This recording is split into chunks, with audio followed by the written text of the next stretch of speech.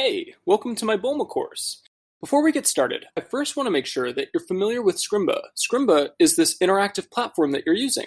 You can record and edit other people's screencasts and see the changes in real time. So if I have a website here, you can actually copy, edit the code, let's say, hello Bulma, save it, and then that will be reflected in the browser.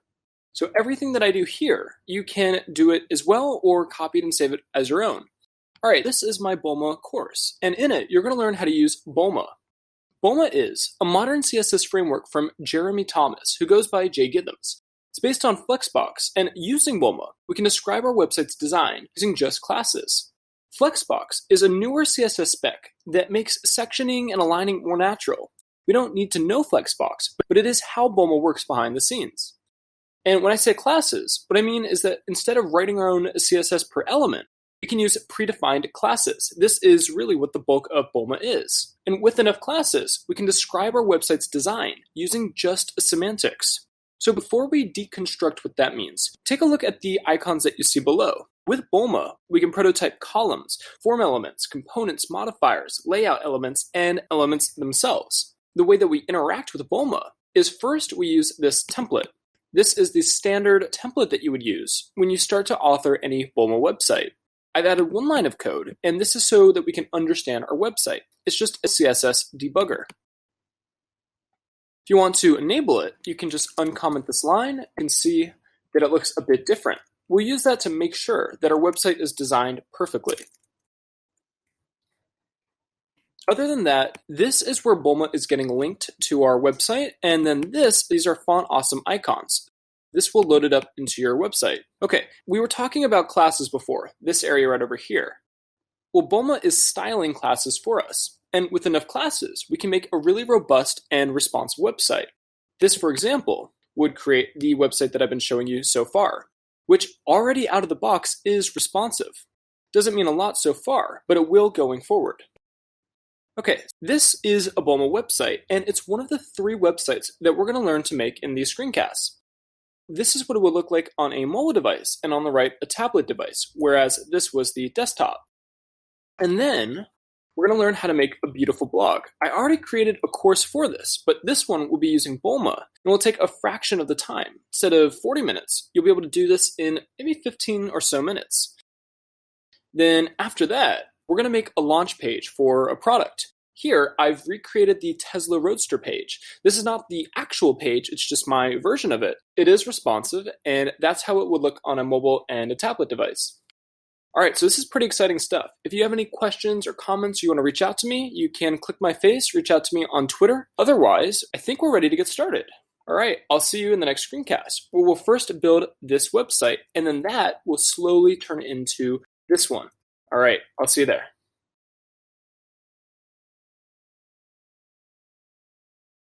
Hey, welcome back.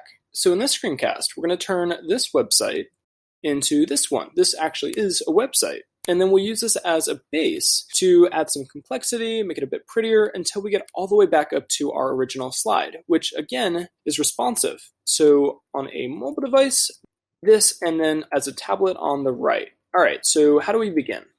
Just to start, let me point out that we have a few folders and files ready to go. I have our images that we use across all of our websites, and then I have some of Bulma's documentation. This is by no means all of Bulma. This is maybe 10 or 15%, if I had to guess, might be much less than that. But the point is that the way Bulma works is that we have our classes, and these classes usually follow some HTML contract. And that means that our Bulma is pretty idiomatic, and that another Bulma developer could look at our website and just by looking at these contracts, understand our website. So looking at our website, this is the first thing that we see. And in our code, we have a section. A better component that we could use instead of a section is a hero. So section is more generic, whereas hero signifies it's important and it's the first thing that we see. So now we don't have very much. Let's go ahead and look at the debugger. And we can see that the element is occupying just a portion, but by no means all of the height. So what we can do is hero has a modifier called isFullHeight. Modifiers allow us to just modify some other class. And in this case, isFullHeight is limited to hero. You can't use it everywhere. We're also going to add another modifier as background black. Turning off our debugger. Okay, so often when you want to put something inside of a hero or a section, you put a container. You can see that the container is trying to create a space for us to put some content. Okay, and then in our container, I'm going to add an image. So we're going to add the image contract and put that right in here. You might be wondering, why do we need to specify the dimension? What can happen is that the website will resize itself because the images are loading, and images can occupy a different height when they're unloaded as opposed to when they are loaded. And so to avoid this behavior, you can just specify what the dimensions are. So there are predefined dimensions, but you can also use an aspect ratio if you need more generalized dimensions. Now, in this case, we don't actually need this because our website is so simple. All right, and then we'll swap out image source with our actual logo. So say Bulma logo white, which was in here, right there. And then that's in our images folder. So we're almost there. We definitely need to constrain the width. So I'll just add max width and we'll say maybe 512 pixels. All right, and then last we want to center it. So here, I'm going to add a style tag. This is how we can interpolate our own CSS with Bulma's. So I'll create a center class, which is just a generic centering class. And then justify content is for the horizontal centering. So we do center as the value. And then align items is for the vertical centering. The center class will center whatever element is inside of it. So we'll go up one element and we'll put it in here. And it's centered. We'll turn off the debugger. And now we have a responsive website, albeit pretty boring. That's it for this one. In the next one, we are going to add some columns and make it a bit more like an actual website. All right, I'll see you in the next screencast.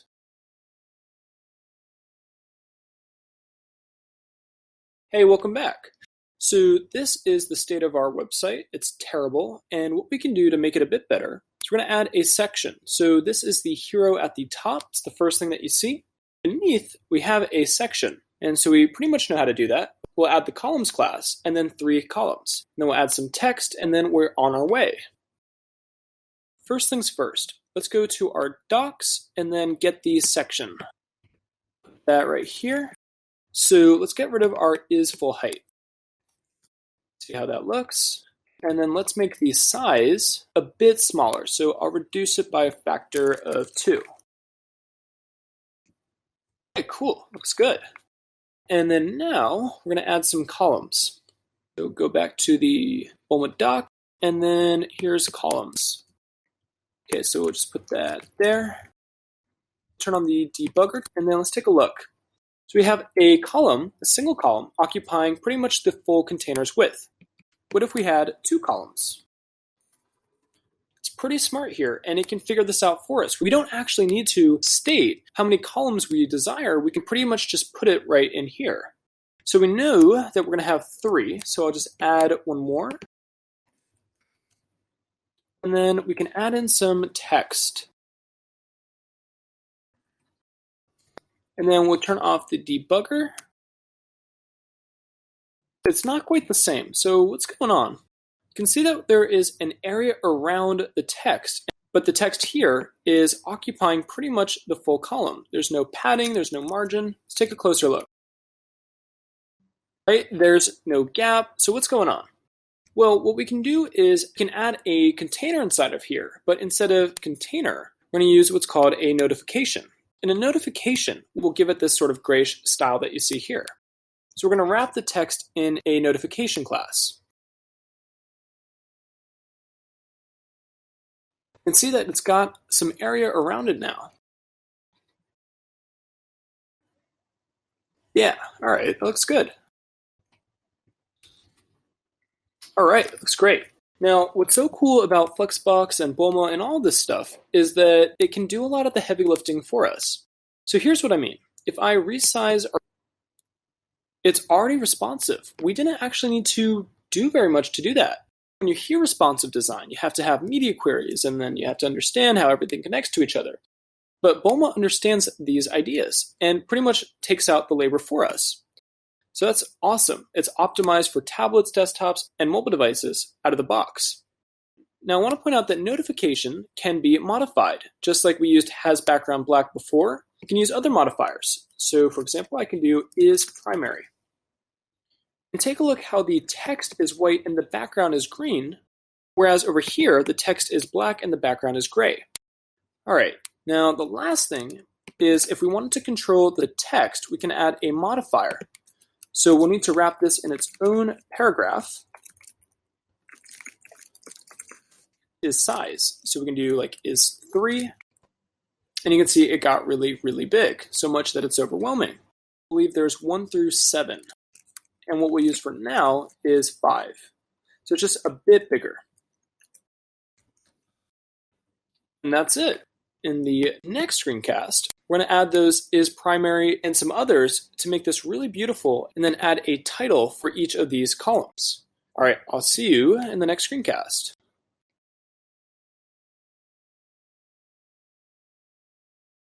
Hey, welcome back. So this is the state of our website. Not bad, but we're going to improve it with some color. So it'll look like this by the time that we're finished, which I think looks a lot better. So how do we do that? How do we go from here to there? All right, so we know we need to remove the background, make this the color logo, because that is a different one than it is here. And then we can give the columns their own background, and then add a title, and then add a color to our notification. All right, so that is pretty straightforward. Okay, so like we mentioned, we'll get rid of the has background black. That'll default to a white, but now our logo is invisible. So we can go to our images, and then we're going to swap out the white one for this one. All right, just like that. Nice. That's a bit big, so let's change that max width. So now we don't have a partition between our hero and the section. To make that more obvious, let me point that out with the debugger. So here we can see that there's a beginning and an end to the hero and the section. To make that more obvious, we need to add a color. That's why this one looks a bit different. So we'll go to section. I'm going to add has background, and I'm going to use light for this. Nice. So now we have a problem. We can't see our column from the section. Right? We need to be able to separate these two. So what we can do is add a modifier to our notification right here. So we could do is, and then of the available ones we have, I think there's info, is link, then you have danger, warning, and primary, right? So these would all have an is before them. So let's see what they look like. Just turning off the debugger. So yeah, link gives us a nice blue. So feel free to experiment with these. I'm going to use is info, is primary, and then is warning. Now what's really cool about using these thematic modifiers is they actually modify more than just the background. Take a look at the text. The text has now altered from black to white depending on which theme we're using. So this is a really nice feature of Bulma. Bulma will inverse the text in this case to make sure that it's readable. If we force this to be a has text white, right here, it's not as readable as before. So this is one of the things that Bulma is doing for us behind the scenes that I think is really cool. Now we only need to add a title. So what we can do is we're going to add an H element. So do H1, and then we'll do, what was it? Bulma? Yeah, Bulma's the first one. And that does not look good. It looks so inferior. All right, so let's attribute this. So right now, it's not getting anything from Bulma because it doesn't have a class. So I'm going to give it a, let's say, title. Now we get something that stands out. Now it's a bit big, so I'll add a modifier to our title, and we'll do is size. We'll do, I think, 1 less. Yeah, that looks good.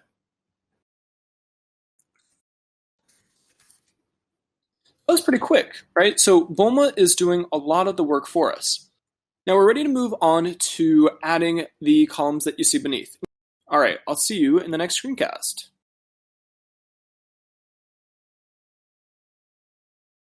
Hey, welcome back. So our website looks like this, which is all right. I mean, it's a bit boring. But what we can do is beautify it. So we're going to give it some icons and then another section. And then that section will have its own icons that have a color. And then the title and the paragraph will hug each other here. So how do we do this? Well, we're going to go to the Bulma documentation and we're going to grab two classes. We need the media class, which is like a Facebook post or a Twitter post. And then we need to grab the actual icon class, which is here. All right, and then we're going to put that right in here. So we have our media left, which is this area over here. And then inside of it, we need to put the icon class, which is what we did here. Okay, and then our content, well, we already have content, it's here. So we're just going to insert that right here. And that's really it. So let's go ahead and refactor this, combine our notification with the media class. So we'll do media notification, and then all we need to do is we'll make this article, and then we'll get rid of this guy. All right, so let's see how this looks. Got the wrong icon, but it's a start. The icon that we'll actually use is this one, and I didn't memorize that. That is coming from fontawesome.com, so that's where we get the codes for the Font Awesome icons. And we don't want this to have a color, so we can just get rid of that for now. Our icon is appearing as white because of isInfo, and that's pretty interesting. If I put isWarning, the icon goes black. That's a really nice feature. To make the icon bigger, we can add a modifier here. We'll say FALG for large, and you also have 2x and then 3x, and there's probably more. So we'll do 2x for now. I think that's the right size.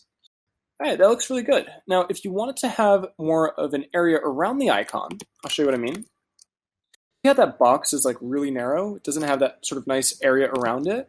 An easy way to fix that is we can add a modifier to the icon class of isMedium or isLarge. Let's try isLarge. Yeah, so that definitely makes a difference. And then let's turn off the debugger. So it's a bit big. Let's just make that isMedium instead. Cool. Yeah, so that's really all there is to making this a media class. I'm just going to paste in the results. The exact code that we wrote before, just copied and pasted. And yeah, the rest of it is really the same thing. So let's go ahead and just take all of this, copy and paste it again. All right, and we know that we're going to have 6 instead of 3. So we're going to repeat the columns, so instead we have 6 columns. And that does not look good. So we need to fix this. How do we fix that? So we can add a few things. For every column, we need to say it's 1/3. There's a whole bunch of modifiers that you can use. Here we're going to use is 1/3. And then this will basically force each column to occupy 1/3 of the website's width. So we just repeat that process. And then let's see how that looks. All right, that's a bit better, but it's definitely on the same line, which is not ideal. What we can do is add another modifier called isMultiline, and then this will force it to break. Nice. Now you probably know what to do here, right? What's left? We can get rid of the background for the whole section. The notification doesn't need to have a color. Now it's gray. Okay, so let's just go ahead and force that. So we say it has background white. In our paragraph, to make this hug the title, we can just give the class of subtitle. Now, finally, we're just going to make this a little smaller and then get rid of this space around the icon. We can give it a color by doing has text, let's say, warning. I'm going to go ahead and paste in the results, and then we'll load that up, and voila. It's really that cool. And it's all responsive, which is really amazing because we didn't even need to code that, right? Bulma's doing all of this for us. So Bulma's really incredible at rapidly prototyping and shipping websites quickly. And then coming up, we're going to learn how to start on the blog. I'll see you in the next screencast.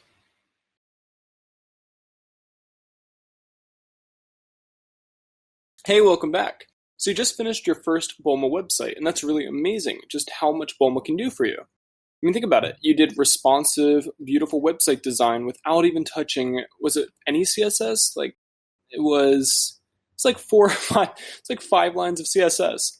So Bulma's really a powerhouse here, and understanding and mastering Bulma can really, I mean, the thing is, even if you don't use Bulma in production, it can teach you how Jeremy or Jay Githams might solve a problem using Bulma, and I think that's pretty amazing. All right, we're going to start up our new website. This is going to be a blog, and to start, you'll note that we have this little breadcrumb at the top. So let's go ahead and paste that in. One of the components that we can use is the breadcrumb, so it's right here. Note that we're starting with the section and the container. If we're not starting with the hero, it makes sense that we would start with a section instead. All right, so we'll put that right here. And then let's take a look. And it doesn't do anything because it's empty. So let me just fill in the values. All right, so that looks really great. Now let's go ahead and open it up. And it's okay. But in our design here, the content's pretty narrow. So how do we change that? So I couldn't find a 100% idiomatic way to do this with Bulma, so instead I relied on CSS Grid. So now we're going to learn how to embed CSS Grid into Bulma. And so here's what we can do. Create a grid class, which requires it be display grid. And then we're going to template 3 columns because you can imagine that this website is really just 3 columns. The container is the reason that this doesn't go all the way to the edge of the web page. It's why we have a gap here. But if we just ignore that gap, we basically have a small column, a bigger column, and then another small column over here. Well, what we can do, grid template columns. And then we're going to divide our website into thirds to start. So we can do 1FR, 1FR, 1FR. FR stands for fraction unit. So now our website's being divided into thirds anywhere we put the grid class, this one. Okay, now we need to be pretty explicit here because if we just use grid as it is, the content will fall into this column. So because almost always the content falls into this column, we just need to be explicit about that. You belong to the second before the third column. I want the content to start here and then end here. So the syntax is 2/3. Okay, and then we can just put the grid here. Because our content is inside of this div, we put the grid here. And the asterisk is referring to anything inside of the grid that would include this nav that will inherit this grid column rule. Okay, so we go ahead and load this up. Our website's divided into thirds now, with the content occupying just the center column. It's a bit too narrow, so what we can do instead is we'll give this a fixed width. All right, that's great, and let's turn on the debugger. So if we make this responsive, oh, and I forgot an F right there. Okay, all right, so looking with the debugger, see this these white lines right here? Well, that's because our column is too wide. On a mobile device, it can't be 624 pixels. That might be wider than the screen. You can say this is a responsive column with a minimum and a maximum width, anywhere from 0 to 624 pixels. So now you'll note that we don't get that side effect. So that's great. All right, how do we get these bigger images? If you look on a mobile device, you'll note that they occupy the full width, whereas on a desktop device, it's just occupying most of the width. So remember, the reason we have this gap here is because of the container. Given that, let's call this column medium. And then I can update this. It's really amazing that grid is that subtle. And then now, if I wanted to refer to all 3 columns, which is pretty much what this design is, these images are spanning all 3 columns, then I'll just create another identifier, and then here I'll use XL. Okay, and then to use our new XL identifier, I need to create a class so that we can give a specific element, say, for example, nav, occupy all 3 columns and not just the center medium column. So now, if I wanted our nav to occupy all 3 columns, I can just give it the class of GridXL. Well, wait a minute, what's going on? We've got this gap right here. Well, that's actually Bulma trying to help us out. Bulma's trying to make everything pretty, but in this case, it's adding padding and we don't want it. It's interrupting the design. What we can do is we'll do is paddingless here. So this tells the section to not have its own padding. There we go, right? Now it's occupying all 3. So that's great. And let's go ahead and turn this off. And now it's just occupying the content column. It looks like we can keep the vertical padding. It's just the horizontal padding that we don't care for. So let's go ahead and make our own class because it doesn't exist in Bulma, but we'll just make it real quick. So we say is padding list horizontal. We say padding left, padding right. Okay. And then let's see what happens. Oh, I just realized we mistyped. Hang on. Oh, okay, it's better now. All right, so we created the class, and now it's occupying the full width, which is really, really what we want. We want to have 100% control of the layout in this case. Now, we're going to have a problem, which is our content doesn't hug the wall, but our image does. So how do we deal with that? Well, it's actually pretty subtle. If something has the class of Grid Excel, we just don't care about it. But in general, we want it to have a small gutter. So the way that we can do this is very subtle, right? We put an extra column right here and right here. Now, no matter what, there will always be a 1.5 rem, which evaluates to, I think, 24 pixels. There will always be a gutter to the left and the right of our content column. And then the 1fr is just the remainder space. So check this out. It's really amazing, right? So we load up the web page, and now we've got that gutter, so that's good. And then we go ahead and put Grid Excel, and then it's gone. So it's really that easy for us to define this layout using CSS Grid and still embed it into our Bulma. So we get the benefits of both CSS Grid and Bulma. Next, we're going to learn how to make this author thing at the top, and then we'll make the title, and I'll see you in the next screencast.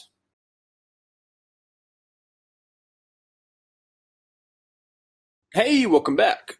So now that we're code gods, we're ready to move on, and we're going to start with the title, the author at the top, and then we'll go do the title under that. So how do we do this? Well, if you recognize a pattern here, that's good. We're going to use the media class, the media component again, because it makes simple. How do we do the icon or the image at the left, and then a title, and then a paragraph to the right?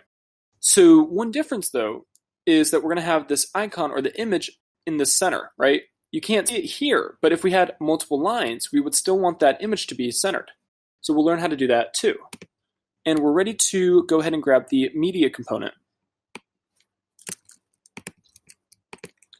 Now one thing is that this will belong in its own section, so we'll grab that too.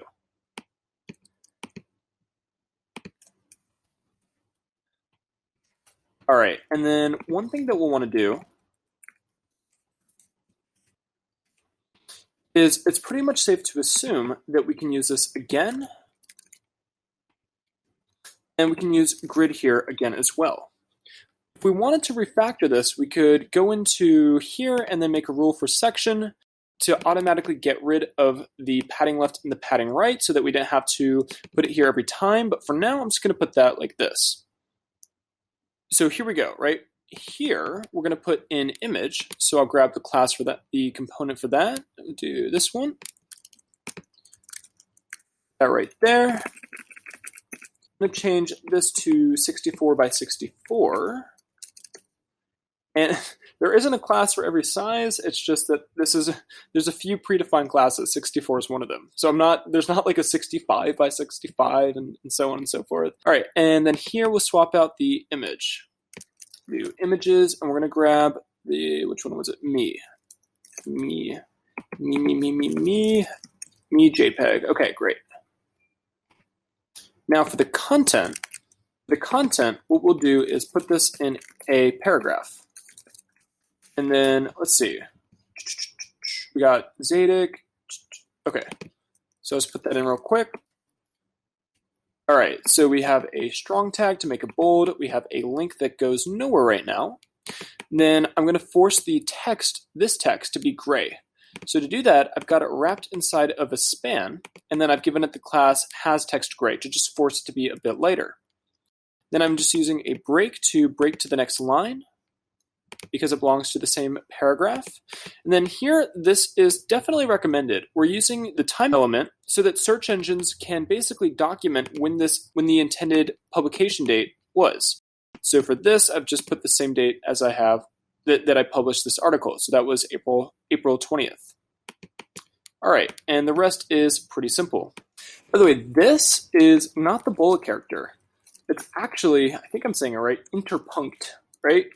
And this is an octothorpe. So, all right. Okay, so let's see how this looks. Nice. Now you'll note, if you are OCD like me, that the image is not in the center, right? We've got that little gap beneath but not above. So how do we deal with that? It took me a little while to figure this out, but it's pretty simple. We're going to make a general use class that we can use, and I'm going to call it center, which this will use flexbox. So we just got flex here, and then I'm going to center horizontally and vertically. If you were asleep earlier, we did this like a few screencasts ago, so this really isn't anything new. So where do we put that? So where we can actually put it is right here. The reason is because we're going to center not just the figure, but the text too. Because the text is taller than the figure, the text will not actually have a gap above or beneath it, but because the figure is shorter than the text, the figure will have a gap above and beneath it now. All right, we'll turn off the debugger, and that's one problem solved, but we have one more. Got this huge gap up here, and you might like that. I don't. So the way that we deal with that, again, is the padding. Here, because we've started a new section, Bulma basically said, hey, I think I want you to have some padding too. We're just going to be, just going to be a little dirty here and just inline that out. All right, so now we've got that nice even gap above and below the nav, and then the author part really looks ideal. Now on for the title. I don't know that this is the most idiomatic way to do this. It's just sort of what I worked out. Go ahead and put something inside of a div. Inside of it, we'll do an H1 and an H2. Remember, if you want to give this a style, you can give them a class of title and subtitle. Remember, there's modifiers to change the size. So I'll have this cascade. I'll do is 2 and then is 3. And then here, we'll do how to build. Yeah, that's great. Let's take a look. Ooh. So what I came up with was this. Well, we know that sections will go ahead and give us some padding.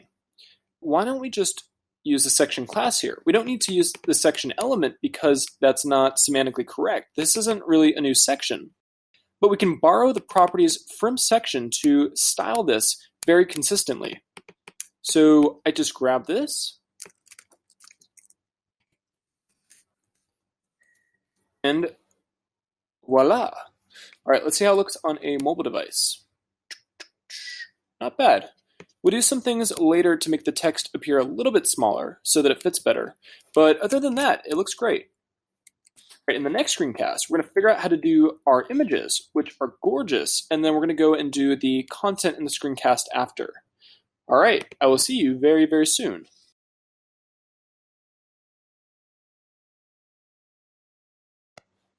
Hey, welcome back. We've got this beautiful blog design, and now we're ready for these really nice images. So what's that about? Well, what we can do is we'll go to the docs and we're going to grab the columns like we used before. Yeah. And then looking here, I've got 3, so we'll do 3 columns. We're going to do 3 columns, so we do. Okay, we have our 3 columns. And inside of each column, there's going to be an image, which could be a link, it could be just an image, that's fine. And then we'll have a caption at the bottom. All right, so we'll grab the image class, and then that goes inside of each of these.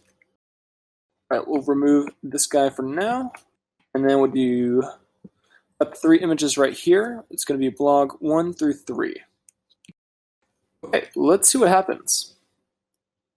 Hey, hang on. Forgot images. Yeah. Ooh. Yeah. It's okay. So we forgot to make this a grid Excel. Right? How's that look? Hey. Looks okay. So one thing that we can do in Bulma is remember how we used notification before to give sort of a background? Well, there's a few more that we can use. There's box and card. I really like card, so we'll use it here.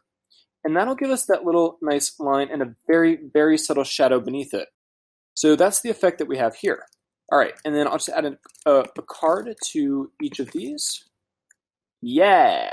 So we've got this gap, which is a bit weird. And then, we have this other problem where on a mobile device, we probably would like this in general, but for images, we just want it to be wide the whole time. Okay, let's go ahead and get rid of the gap first. So there's a feature called isVariable, which has its own modifier. I think it's like 1 through a few, maybe 1, 2, 3, 4. And if we do 0, that will turn off the gap. Now, if I want to increase that just a little bit, 1 or 2 or 3, let's do 2. Yeah, so this is a really nice feature. If you don't want to completely remove it, just partly remove it. All right, so we're going to make this 0. And yeah, that looks really cool. How do we deal with this? There's another modifier that we can use for columns because columns are such an essential component called isMobile. I want you to keep your aesthetic whether you're on a mobile or a desktop device. Really quite simple. And again, the reason that this isn't going full width here is because of the container. If we really didn't like that, it wouldn't be hard for us to just remove it. All right, and let's go ahead and add a figure caption below. Do fig caption. You know what? I'm going to make this a figure so that it's easier.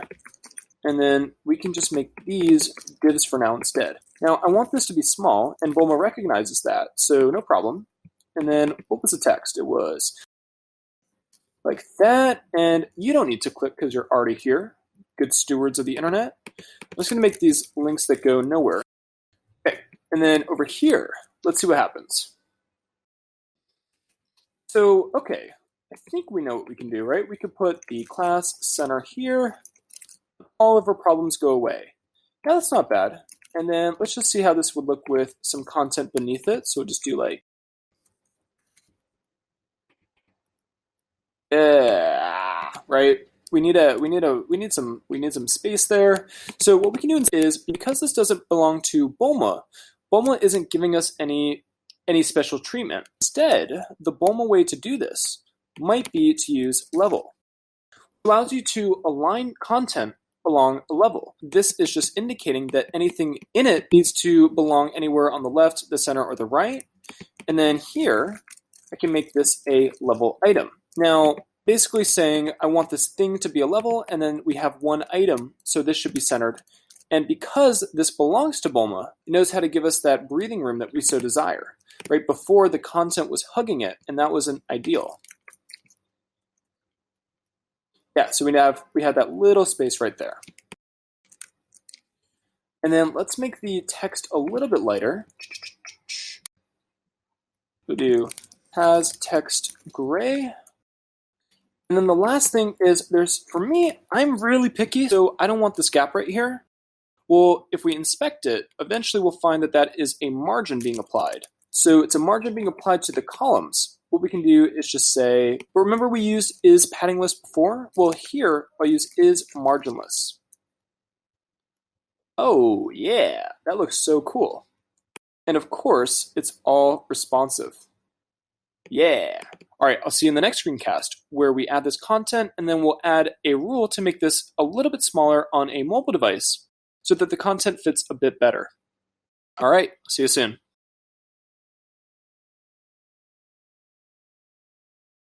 Welcome back, Internet. Now we're ready to add the content of our blog. It'd be a pretty terrible blog if we just kept it as is. I mean, it's beautiful, but it's kind of useless. So what we can do is, in the documentation, there is a class that we can use called content.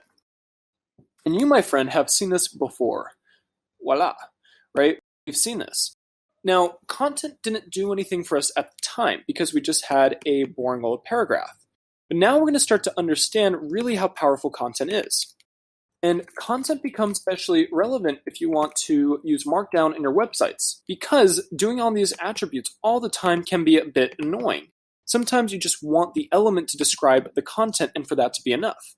And so content is a great example of this. So let's just do an H1, do an H2.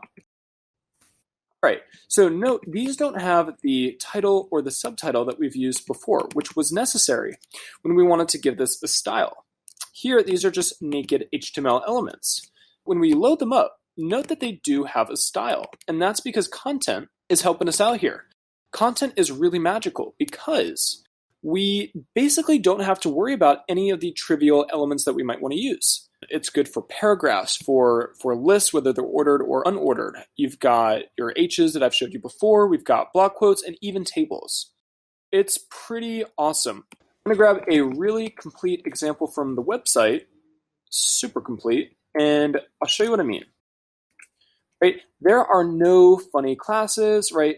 And we even have stuff like this, where it's super, right? And then here we've got sub for, I don't know what it stands for, sub. Maybe submarine? I don't know what that stands for. Okay, well, let's take a look. Whoa, what? So look at that, right? Our blog is really gorgeous, and we had to do so little work to get there. Now this, let me just point that out. That is my tabs screwing with the source code. So here, this is wrapped in a pre, which means basically pre-process, don't process this text. You want to have that hug the left wall where there's no space to the left. And then that extra space, we can fix that like that. At least that's one way to fix it. I'm sure there are others. Anyway, this is really powerful, right? Bulma has done so much heavy lifting for us, and all we had to use is HTML. I think Tim Berners-Lee would be like extremely proud right now. So anyway, for our website, I'm going to go ahead and just get rid of this. And instead, I'll put the content. Yeah. Now check this out. This is also why content is so powerful. Content can scale. So we can have medium content. We can have large content. Content's pretty miraculous. I mean, you can have different paragraphs in your website have different sizes. And that's not just true for text. It's true for all those elements that I showed you just a moment ago. So Bulma is really freaking magical. Let's say you wanted to do like is large notification. That's a really simple example of how we combine different Bulma classes to make like an advertisement or like a banner. And then let's say we want to like style it. Right? It's really crazy how powerful Bulma is. Anyway, let's go ahead and just leave that to, I think is medium was good. And that's it.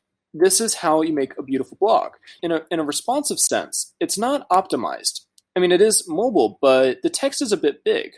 So I'll show you a fascinatingly simple way that we can fix that. Make a media query, which means I want you to override some code in this circumstance. And the circumstance, if we're rendering our website at some max width, then consider the following rules. So I'll say I want my root element to update its font size from the default of 16 pixels to, let's say, like 14. Let's just do a percent. Do like 90%. 100% would be 16 pixels here. 90% would be not 14, but definitely easier on the eyes. And then the circumstance is when I get to right here. So we know that this is 624. And I need some way to say 624 plus these guys. So I can say plus 1.5 REM. So remember, 1 REM is 16 pixels. So 1.5 REM is 24 pixels. And then we do times 2, 48. And then we do 624 plus 48. And then we can say 672 pixels. All right, now when we get to that, when we cross over from a desktop or a tablet device to what we're calling a mobile device, we get a slight update. And everything that is defined with an EM or an REM as its unit will also proportionally change too. It's really powerful. If we wanted to go even further, totally possible too. That's it. You've made a beautiful blog in like record time, and it's responsive. And we have like, what, 15 lines of code? It's crazy. Yeah, so that's amazing. Now we're going to go all the way up to a launch page. I have stolen the Tesla Roadster page and then made it our own using Bulma. Believe it or not, this will also be responsive, and we're going to do it with, again, very little code. All right, enough talk. Let's get into it. I'll see you in the next screencast.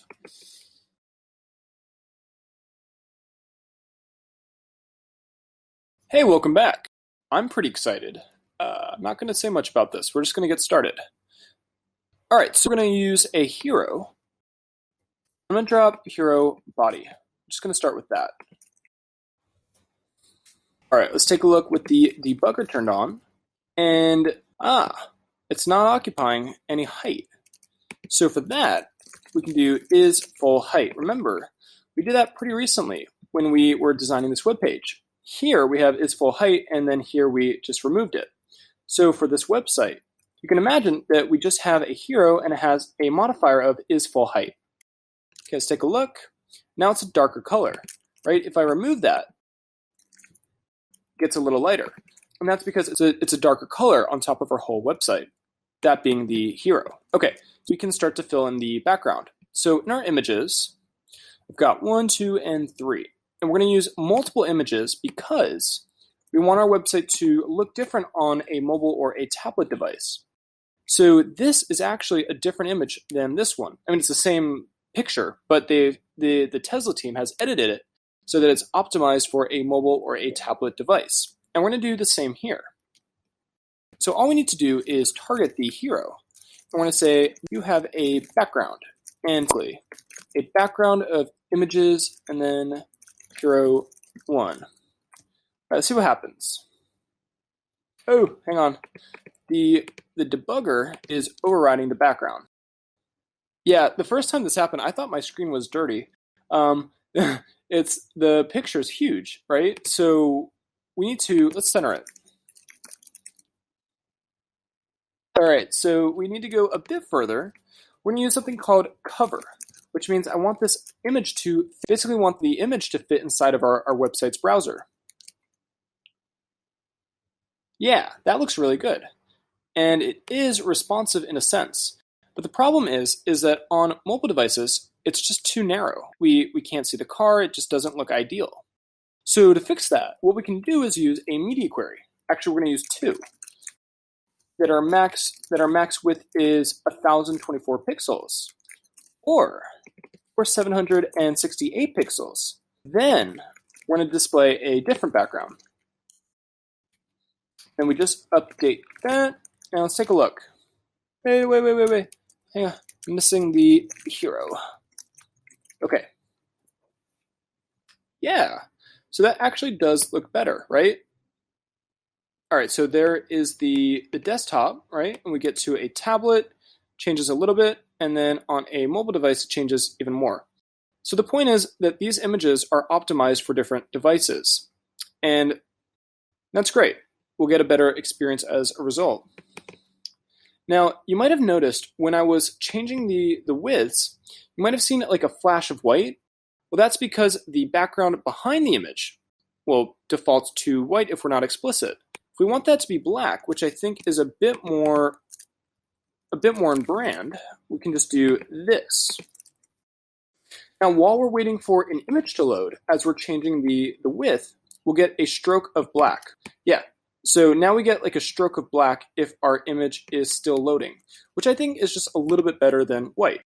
So that's it for this screencast. In the next one, we'll focus on the navigation bar at the top, which of course will be mobile, but in a different sense. We're going to hide some content in the event that we're on a mobile device. All right, I'll see you very soon.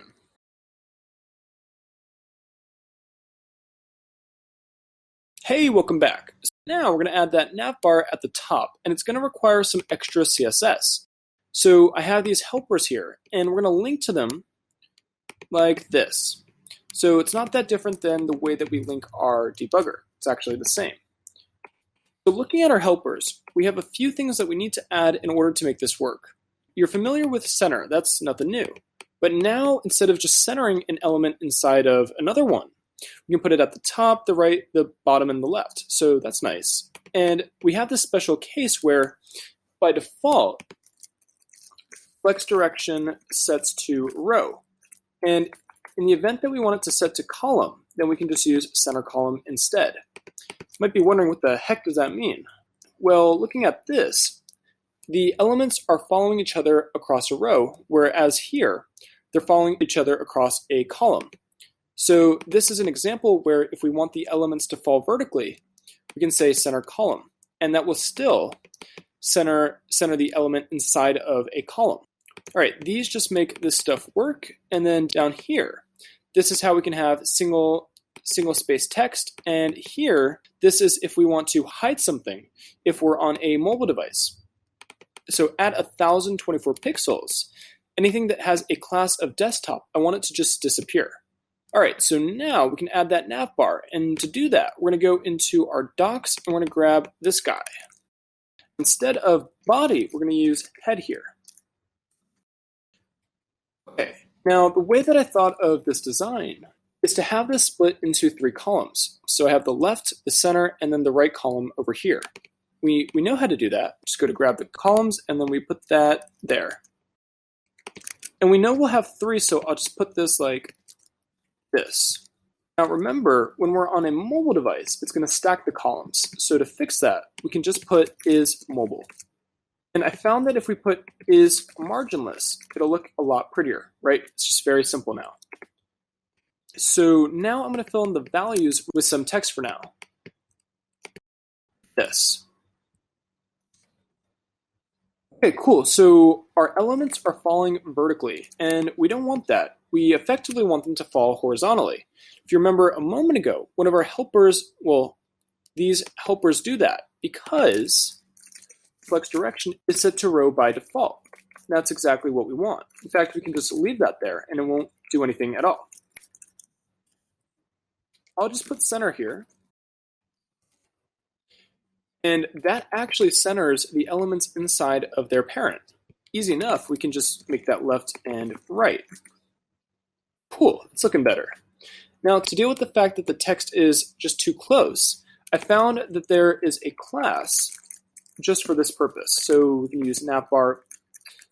I found that there's a class to deal with this. So we can do navbar item. That will space it out real nicely. So we'll just put that everywhere.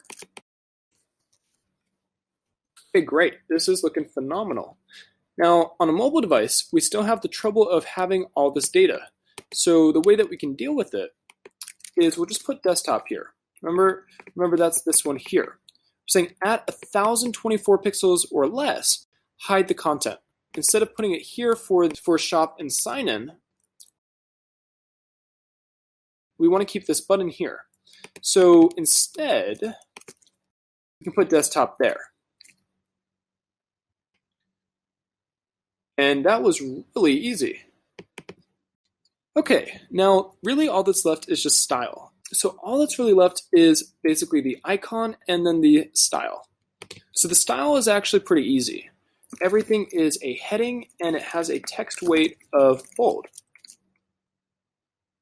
We also want the text to be black. And I found I can't just put has text black here. It doesn't work. So instead, we're going to be a bit lazy and just put it right here. So again, if we wanted to, we could just refactor this in the style or even go all the way to Bulma and customize it for our needs. But for now, just do it this way. All right, that's looking really good. Let's swap out the text here and the text here with the right image and icon. So we know, we're familiar enough with how to do that. So we know how to do that. We just grab the guy and we go to here. And I want to keep navbar item. And I don't need. We'll link our logo,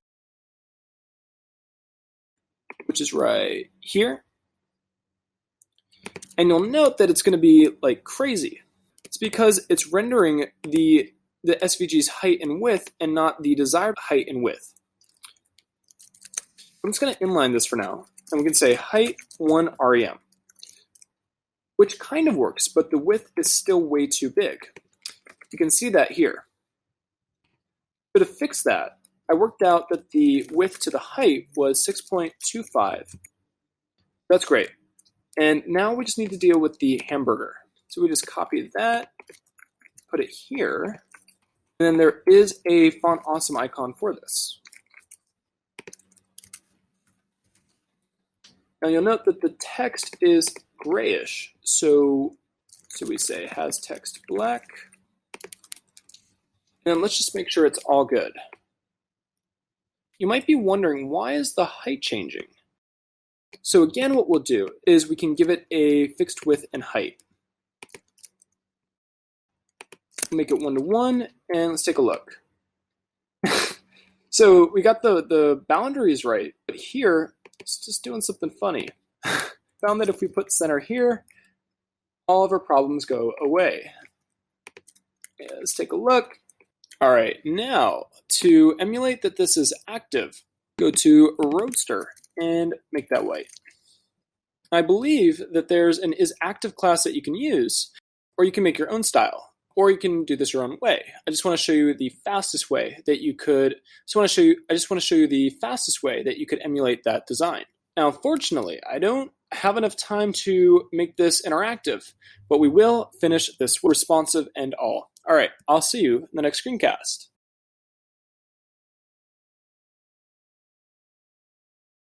Hey, welcome back.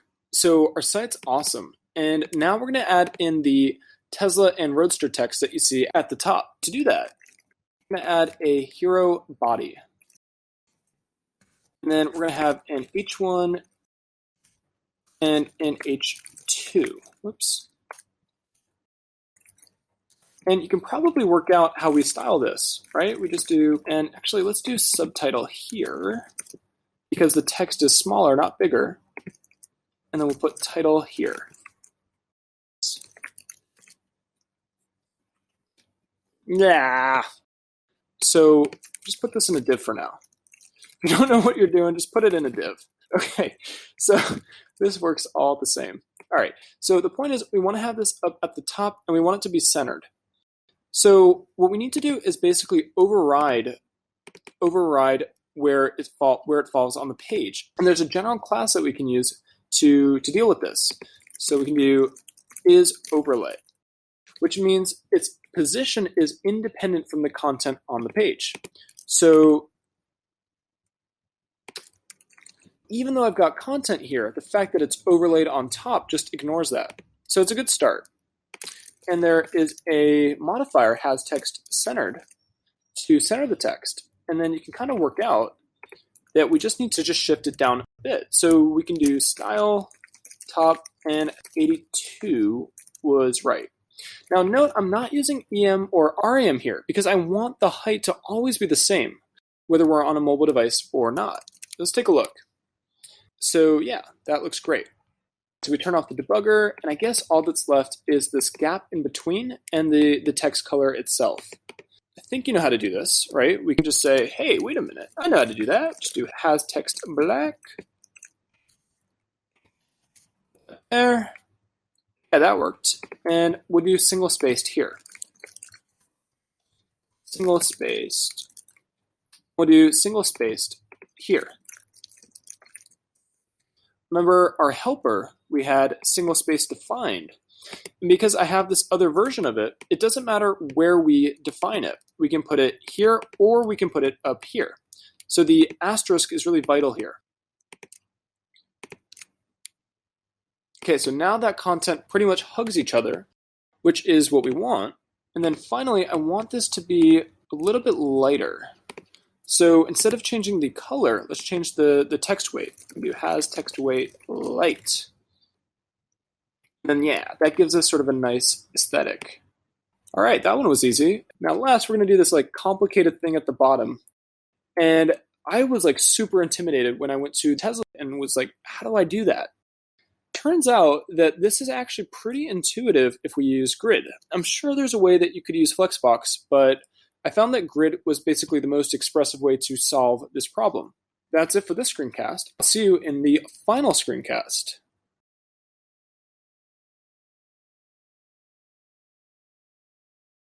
Hey, welcome back. So our site's freaking awesome, but it's missing the specs at the bottom. They're kind of intricate. Their responsive design is not like anything we've seen so far. So you might be feeling a bit intimidated now. How do you possibly do this and do that in like 10 minutes or less? And the thing is, if you have the right tool, it can be a lot easier than you imagine. So what we're going to do is use CSS Grid here. So I have a link to a file called Grid, and over here I have it defined. It's just empty. We're going to use Grid to create this design, and it's going to be a lot easier than I think you might imagine. Let's go ahead and create our hero's foot. Do like this. I like a main instead. Could be footer, but it's up to you. And we're going to follow the format that we did before, so we have everything inside of a div just inside of the parent. So here is where we can define our grid. And I'm going to use an ID for this. It could be a class, but it doesn't really matter, at least not right now. Now looking at this design, I want you to imagine that this is 4 columns and 2 rows. I want you to imagine that this is 4 columns and 2 rows. So you have 1, 2, 3, 4 for the columns, and then here you have 2 rows, right? So you have 1 and 2. And beyond that, you have 5 elements. You have 1, 2, 3, 4, and 5. All right, so we'll create 5 divs. I love div. So A, B, C, D, E. So if we go to our grid, okay, so now let's turn on the debugger. Okay, so you can see the foot is trying to exist here, but there's just nothing to show. All right, so we'll put some content. Yeah, all right, so let's constrain the grid to, let's say, width 768, like that. And then let's center here, because that will center its child, which is the grid. Cool. And let's just add a padding around here. Okay, cool. So now it's got like this little gap beneath it, which is like we have here. Do a grid like this, and then split. Grid. Instead of grid template columns, we're going to do areas. So areas are pretty amazing. Now, if you remember, we have 4 columns and 2 rows. So in terms of IDs, this is A, B, C, D, and E. And so what we want is to say that A occupies all 4 columns in the first row, and then B, C, D, E each occupy 1 column, but span the entire row. I think I said that right. All right, so here's how we can do that. We can say A, A. So this is 1 row and then 4 columns. And here we can say B, C, D, E. All right, let's see what happens. We've got the text at the top, and then these would each be the specs.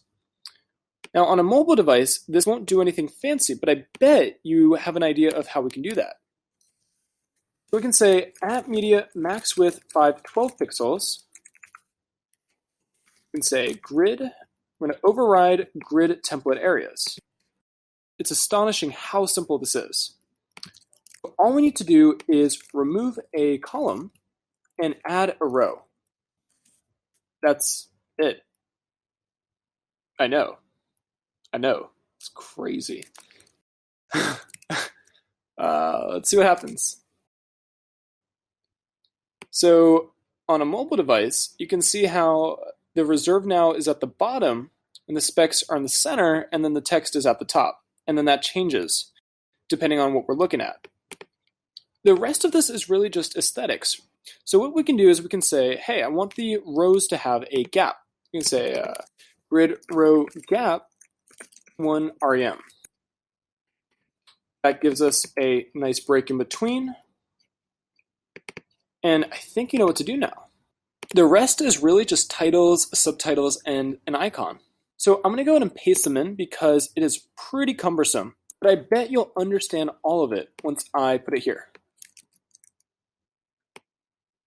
So there it is. And let's just talk about it real quick. So one of the things that you'll note is that we're using content column because I want the text here to be on top of each other.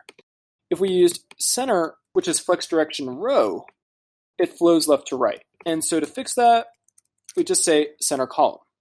Take a look. You'll recognize all of this code now. We have a paragraph, has text centered, has text white. Here we have a paragraph with an icon inside of it. Here I've got this speed icon, has text gray light. We set a fixed width and a fixed height, which is just a little bit smaller than the text. And we can use modifiers. So we have varying size text, right? We have 1.9 as big, and then small, we have S. And that's because we're changing the size with the modifier is size 5. For the Reserve Now button, that's really just a link. It has some modifiers, and I set the width to 100 so that it always occupies the available width. And really that's all there is to it. The thing is, with Bulma, you can really rapidly prototype, and the code is fairly idiomatic. So I really hope you enjoyed this course. Please share this if you think it was valuable. And if you want to reach out to me, hit me up on Twitter right here. You can click my face. Otherwise, yeah, congratulations. You are now a Bulma Ninja. Happy coding. See ya.